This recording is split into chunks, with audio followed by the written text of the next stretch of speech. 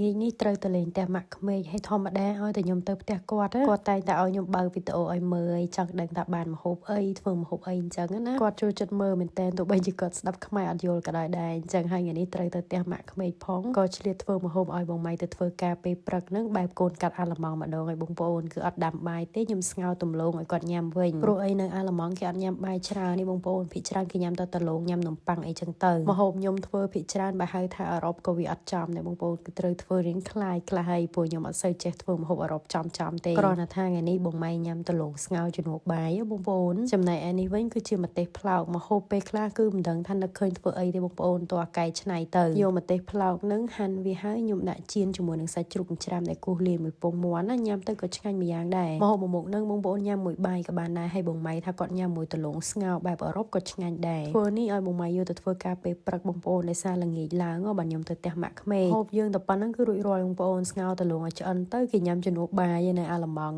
ហើយនឹងម្ទេសផ្លោកចៀនជាមួយសាច់ច្រាំយើងនឹងទៀតមករួចហើយបានមកពេលបាត់ហើយបងម៉ៃទៅធ្វើការព្រឹកហើយថ្ងៃក៏ញ៉ាំបាយនៅកន្លែងធ្វើការតតែល្ងាចក៏ចេញពីធ្វើការបាទខ្ញុំទៅផ្ទះម៉ាក់ក្មេងខ្ញុំបន្តបតាប់ចុះឡើងបងប្អូនរៀនផងថតវីដេអូផងមានណាដល់ម៉ោងជិះទៅផ្ទះម៉ាក់ក្មេងហើយអត់បាន make up សោះចឹងហើយមានតែឆ្លៀត make up តិចតួចនៅក្នុងឡានហើយប៉ុន្តែខ្ញុំអត់ពិបាកទេដោយសារខ្ញុំ make up តិចទេបងប្អូនឲ្យតែមាន Philic cushion គឺហាវយាយស្រឡាញ់ត្រង់ថាបិទបាំងស្លាកស្នាមបានល្អជាពិសេសគឺដក់ក្រោមភ្នែកបងប្អូនលាបទៅគឺម៉ត់ឲ្យទុកកាន់តែយូរគឺកាន់តែចូលមុខល្អអត់មានបែកខ្លាញ់ហើយក៏អត់ស្ងួតពេកដែរខ្ញុំប្រើមកជាប្រចាំចង់កាន់ឆ្នាំឲ្យបងប្អូនដាក់មកគឺថាអូយមុខយើងឡើងម៉ត់ខៃហ្មងមិនថាខែក្តៅយើងបែកញើសច្រើនឬក៏ខែភ្លៀងឯ cushion នេះគឺតាន់ល្អណាស់បងប្អូនកាន់តែតប់កាន់តែចូលកាន់តែបែកញើសកាន់តែចូលមុខកំពុង make up ងាកកទៅនឹងគឺដោយសារបងថ្លៃខ្ញុំមកជីឡានឹងចូលយកបងថ្លៃទៅលេងផ្ទះម៉ាក់ក្មេងជាមួយគ្នាបងប្អូន make up ខ្ញុំតែប៉ុណ្្នឹងគឺរួចរាល់ហើយគូសអញ្ចើបន្តិចលាបក្រែមតិចតួចគឺរួចរាល់ជាការស្រេចឆ្លៀតលួចបង្ហាញបងប្អូនតិចថានៅខាងក្រោយនឹងគឺក្មួយខ្ញុំកូនបងស្រីខ្ញុំនឹងក៏ទៅដែរធម្មតាគឺកូនឆ្កែជីនៅក្រោយដល់ថ្ងៃនេះក្មួយមកគឺកូនឆ្កែធ្លាក់ដំណៃមកអង្គុយនៅខាងមុខវិញមកលេងផ្ទះម៉ាក់ក្មេងនេះក៏មានក្នុងឱកាសអីដែរបងប្អូនហើយមកលេងធម្មតាល្ងាចឡើងតនេអញ្ចឹងទៅក៏បបួលគ្នាទៅកុំឲ្យម៉ាក់ក្មេងអបសោកតែម៉ាក់ក្មេងខ្ញុំថាថ្ងៃនេះក៏អត់បានធ្វើម្ហូបអីទេគាត់រវល់ពេកអញ្ចឹងចេញទៅញ៉ាំបាយក្រៅជុំគ្នាហ្មងទៅបងប្អូនឃើញមេឃភ្លឺហ្នឹងហើយដោយសារនៅអាឡម៉ង់ឥឡូវម៉ោង 9 កន្លះម៉ោង 10 យប់ផងបានល្ងឹតហើយ restaurant ដែលពួកខ្ញុំមកញ៉ាំនេះគឺថាប្រចាំតកូលរបស់ម៉ាក់ក្មេកខ្ញុំហើយបងម៉ៃមកញ៉ាំនៅហ្នឹងតាំងពីគាត់អាយុ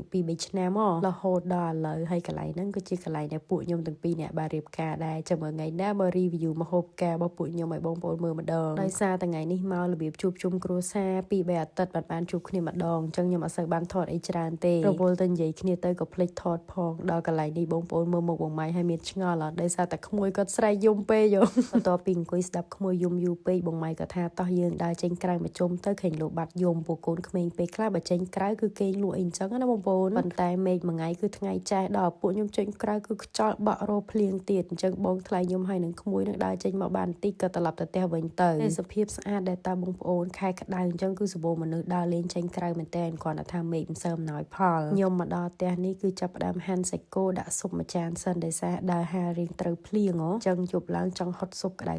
ហើយស៊ុបខ្ញុំធ្វើនៅផ្ទះប្រចាំរហូតអត់សូវដាច់ទេអញ្ចឹងថែមតែសាច់គោថែមអីតិចមកគឺញ៉ាំបានហើយពេលខ្លះអញ្ចឹងអីបងប្អូនអើយមិនបានទៅនឹកឃើញធ្វើម្ហូបអីពិសេសទេតែប៉ុណ្្នឹងហើយមកពេលនេះមុនបាយរៀងយប់ដែរអញ្ចឹងខ្ញុំឆ្លៀតមកដាក់ជាមួយនឹងវីតាមីនតូសុកជាមផ្លាសារ៉ា2គ្រាប់សិនញ៉ាំជាប្រចាំមកកាន់ឆ្នាំហើយឡើងអស់មកកំប៉ុងទៀតហើយនេះបងប្អូនតាមដានវីដេអូគឺដឹងស្រាប់ហើយនេះខ្ញុំថតពេលយប់ផងប៉ុន្តែស្បែកខ្ញុំឥឡូវគឺថាភ្លឺថ្លាស្រស់ស្អាតជាងមុនមែនតើព្រោះវីតាមីនតូសុកជាមគឺជំនួយសុខភាពស្បែកយើងពីខាងក្នុងបងប្អូនមានបញ្ហាមុនជាប់អីក៏កាត់បន្ថយបានច្រើនដែរជាពិសេសស្រីយើងគេងលក់ស្រួលរដូវមកទៀងទាត់និយាយទៅប្រភេទតងសុកប្រភេទផ្លាសារ៉ាហ្នឹងគឺល្អណាស់សម្រាប់សុខភាពសម្រាប់របស់មនុស្សស្រីយើងចូលដល់វ័យនេះឲ្យបងប្អូនតើរកវីតាមីនជំនួយខ្លះហើយបើនិយាយពីបងម៉ៃវិញឲ្យតែម្ហូបស្រួលងាយយប់ប្រលប់ហ្នឹងដឹងតែទាញភីហ្សាមុនគេហើយវីដេអូថ្ងៃហ្នឹងគឺមានតែប៉ុណ្្នឹងឯងបងប្អូនអរគុណដែលបានទស្សនាយើងចាំជួបគ្នានៅវីដេអូក្រោយបាយបាយ